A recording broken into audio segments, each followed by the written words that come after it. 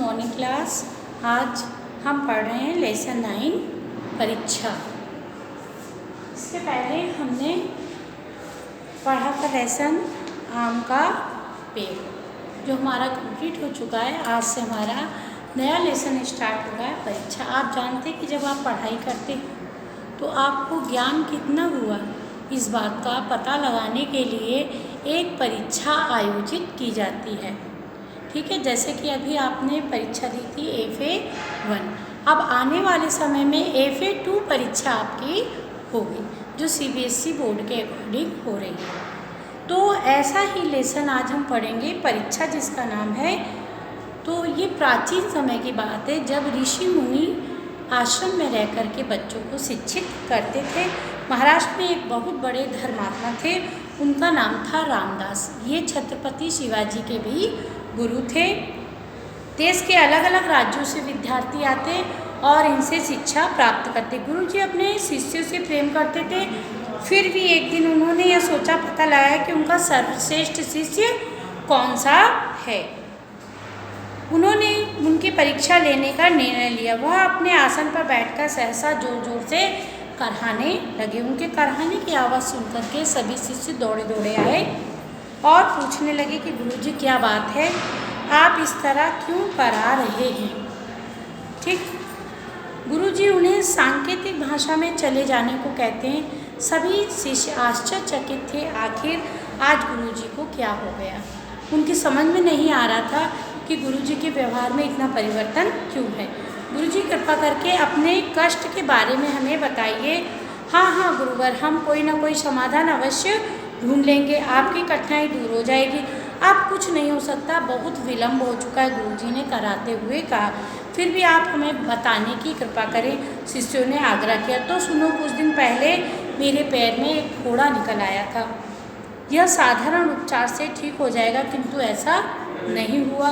अब वो पीड़ा पहुंचा रहा है। गुरुजी ने बोला, आप चिंतित ना हो, गुरुजी पास के गांव में एक वैद्य जी हैं, हम उन्हें बुलाकर लाते, चिकित्सा से आपका फोड़ा अवश्य ठीक होगा।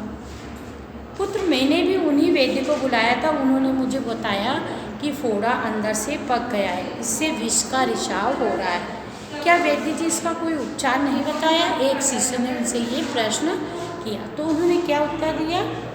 वो हिचकिचाते हुए बोले, परंतु क्या गुरुजी हमें बताइए। दूसरा शिष्य बोला, पुत्र, वह उपचार ही ऐसा है, वर्णन में नहीं कर सकता। गुरुजी बोले। शिष्य से रहा न गया, वे व्याकुल हो उठे और बार बार आग्रह करने लगे, आपका जीवन हमें अपने प्राणों से भी अधिक प्यारा है, हम आपके लिए कोई भी बलिदान देने को तैयार, आप बताइए। तो जब तुम लोग इतना हट कर रहे तो सुनो, वैद्य जी ने कहा, यदि कोई व्यक्ति अपने मुख से इस फोड़े का विष चूस लेता है तो मेरे प्राण बच जाएंगे, किंतु फोड़ा चूसने वाला व्यक्ति तुरंत परलोक सिधार जाएगा, अर्थात उसकी मृत्यु हो जाएगी। गुरु जी की बात सुनकर के सभी शिष्य स्तब्ध रह गए, डर गए और एक दूसरे का मुख देखने लगे। वहाँ से वे 9-11 हो गए।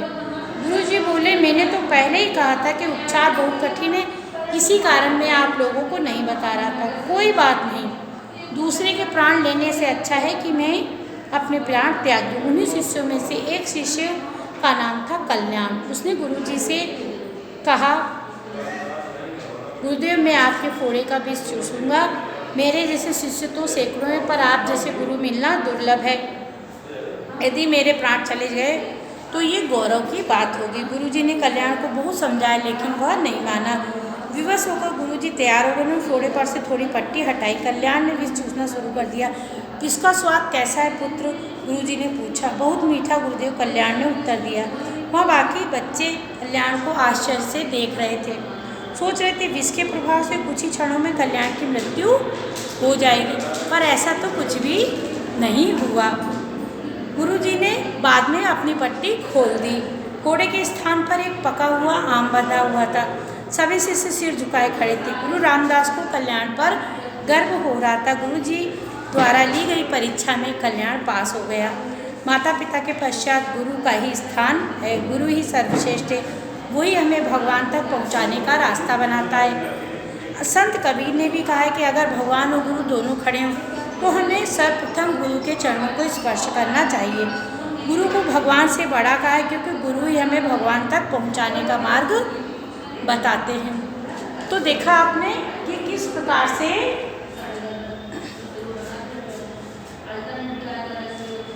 चलिए अब हम लोग इस पाठ का वर्ड मीनिंग लिखेंगे। चलिए लिखिए। शब्दार्थ, शब्द बीच में हम स्केल और पेंसिल से लाइन खींचेंगे और लिखेंगे अर्थ। ठीक है, तो सबसे पहले हम लिखेंगे स्नेह।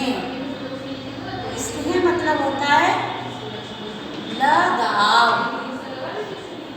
ठीक, इसके बाद लिखे प्रभाव। प्रभाव मतलब होता है असर। थर्ड वाला वर्ड मीनिंग है सांकेतिक। सांकेतिक मीन्स इशारे से। इशारे से। सर्वश्रेष्ठ। सर्वश्रेष्ठ। सर्वश्रेष्ठ मतलब सबसे अच्छा, सबसे अच्छा। ठीक, अब अगला है परिवर्तन। परिवर्तन मतलब बदलाव।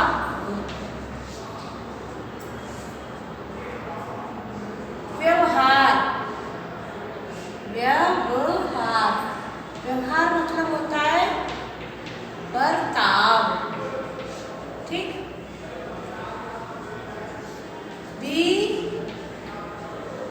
विलंब।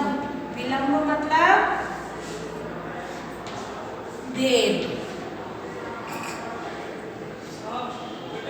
समाधान। समाधान मतलब हल।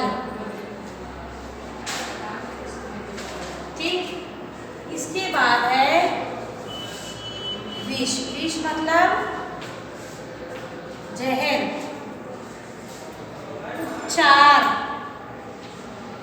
चार इलाज। स्तब्ध। स्तब्ध मतलब होता है हक्का। हक्का बक्का। ठीक, गर्व। गर्व मतलब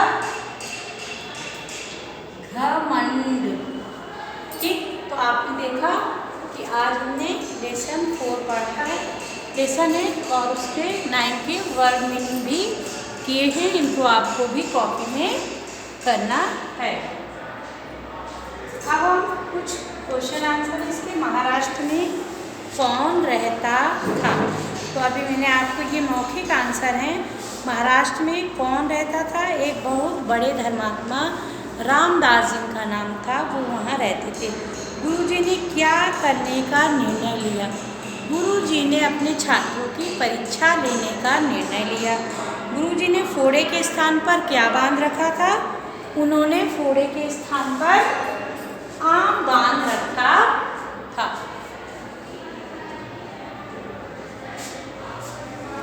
ठीक है, तो ये तो हमारे मुख्य क्वेश्चन आंसर हो गए। इसमें है लगाव, प्रभाव, अक्षर, सांकेतिक इशारे से, सर्वश्रेष्ठ सबसे अच्छा, परिवर्तन बदलाव, व्यवहार बर्ताव, विलंब देर से, समाधान हल, विष मीन्स जहर, चार इलाज, स्तब्ध हक्का भक्का, गर्व मीन्स घमंड। ठीक है, तो इस पाठ के आप भी क्वेश्चन आंसर अपनी कॉपी में सुंदर सुंदर सी राइटिंग में कर लेंगे।